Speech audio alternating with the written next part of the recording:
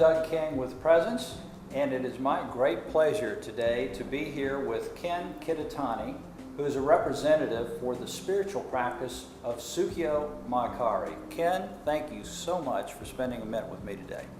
Thank you, Doug, for inviting me to this talk and for this opportunity to share about our practice. Yes, and in terms of presence and some of the things that we've been talking about, in terms of the nature of identity, I was struck by the overview I was reading of Sukyo Mahakari. And one of the quotes that I'll read and I'd like for you to comment on was that one of the core teachings of the practice is that the origin of the world is one. The origin of all human beings is one. The origin of religions are one. And then on another page, every human being is a child of God. So can you kind of give us a background on how that practice points to those elements? Sure thing. The teachings of our organization are based on revelations that the founder, Kotama Okada, had received through revelations, information that he had received from the Creator God, so to speak. And in these revelations, there are certain fundamental principles which are explained, such as the origin of the earth is one, the origin of all humankind is one. So you can consider this to be one of the most essential fundamental tenets of our practice and our organization, where the practitioners firmly hold the belief that all humankind are essentially brothers and sisters, that we come from one origin, that is Source or the Creator God. And because of that, we can understand that there is a fundamental unity and that there is no need for conflict. Or if conflict arises, we can do our best to overcome these conflicts by understanding that we come from the same source. Additionally, we have a practice of light energy, which is a hands-off energy practice where the practitioners radiate this positive purifying energy from the palm of their hands as a way of purifying the spirit, mind, and body. The purpose of this practice is to help purify the spirit, mind, and body, to help purify and elevate the consciousness, in other words, to elevate the spiritual level of each individual. And through this practice, we can experience a change, an improvement, or transformation of the character, and therefore it makes it much easier for us to put into practice and realize the fundamental unity of all humankind. Yes, and that's one of the things that very much attracted me to the teachings of Kotama Okada were those principles and the unifying power of those principles.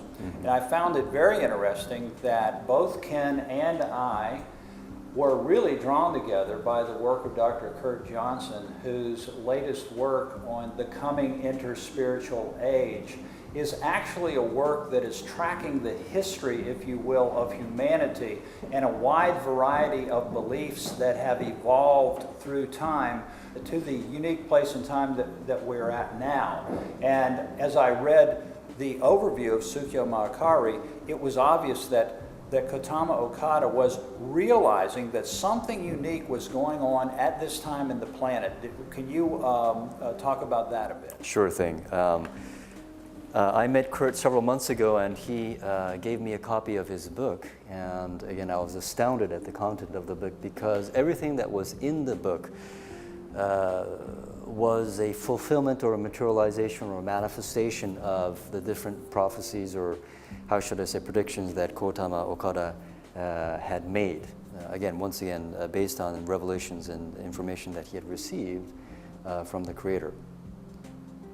Up until now, we have in our organization trying to do everything we can to bring about a world of interspirituality.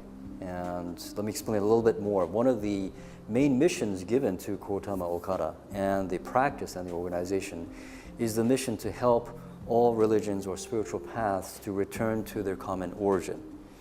Namely, that we fundamentally believe that all religions and spiritual paths come from the same origin.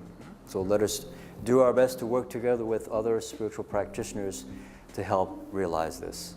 So when I read this book by Kurt, I was astounded because I realized that a lot of this work is already happening and it's unfolding. In other words, the Creator is allowing it to play out in this physical dimension, in society. So this is the reason why I was so, again, moved and touched and inspired by Kurt's book.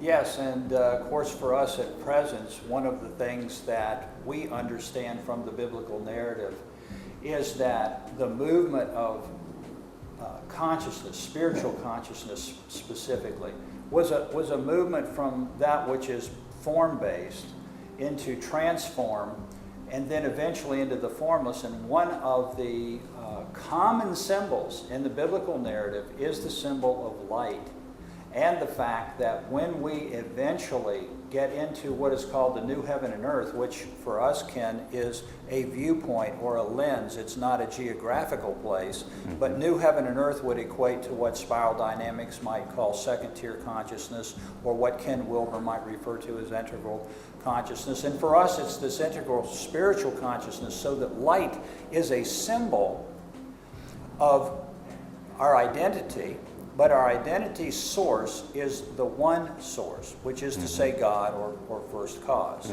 And this leads to what I think is one of the challenges of interspirituality, and that is that we are now ready to have dialogue about discerning between a practice that points away from itself to a oneness or a unity versus an attachment to the practice or person or teaching itself. And right. I'm sure, and I know that you would agree with that. I don't know if you have more comments you'd like to make about that. Well, the way we would articulate the process of the transformation into an integral society is the following.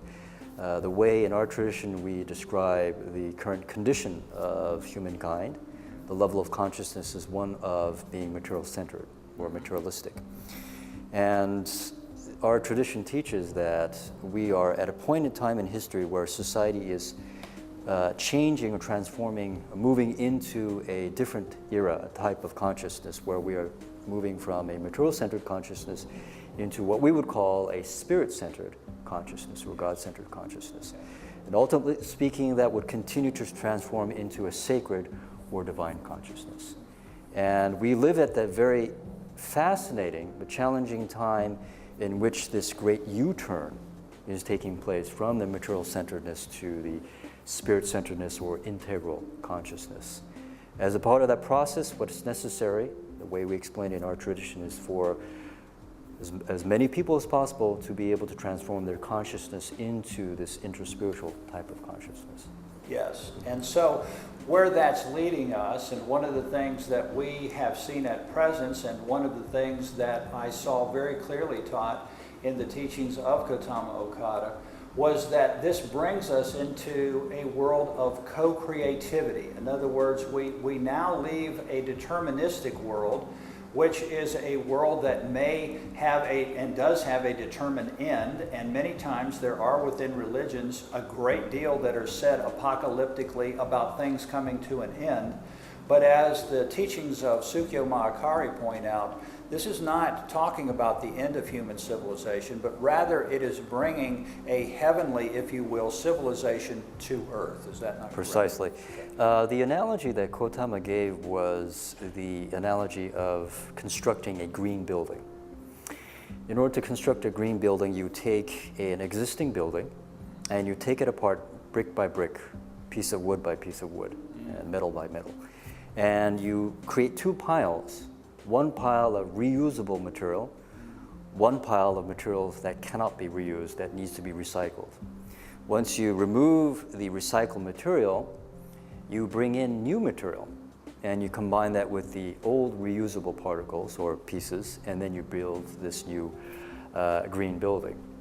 So this is exactly how the way Gautama explained the construction of heaven on earth, which is again, a spiritually thriving, socially just world of economic sustainability. And it's very interesting because he also explained that we are moving away from the age of separation into the age of unity and convergence. Yes. Yes, those are beautiful principles. And one quick note before we wrap this up, the other thing that really attracted me to this work and to these teachings was the emphasis that you have on the youth and the fact that we have already had interviews in the interspirituality realm with Adam Bucko and Rory McEntee and the younger generation that are writing about a new way of thinking. So in wrapping this up, would you mind saying a few things about your emphasis on the youth? Sure thing. Youth education is probably the most, if not the most important initiative and practice that we have, drive we have in the organization, simply because the youth are the future of the world.